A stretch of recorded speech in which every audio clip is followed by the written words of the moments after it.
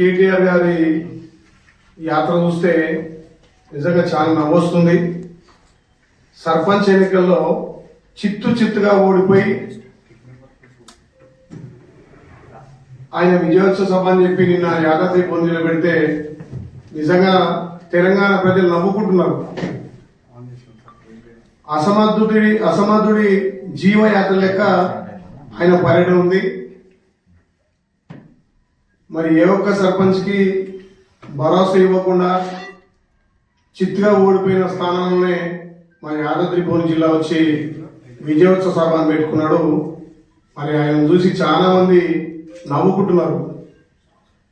కవిత దెబ్బకు కుప్పగా కూలిపోయిన పార్టీని కాపాడుకోవాలని చెప్పి ఏదో తాపత్రయపడుతున్నాడు. నేను మన పత్రికల్లో చూసిన ఏదో పార్టీ అధ్యక్షుడిని మారుస్తారు, హరీష్ రావుకి ఇస్తారు, మరి కేటీఆర్కి ఇవ్వరని తాపత్రయపడి ఏదో ముందుగా కూర్చున్నటువంటి కోడిలెక్క వచ్చి విజయోత్సవ సభ యాదాద్రి పెట్టడం చాలా విడ్డూరంగా ఉంది.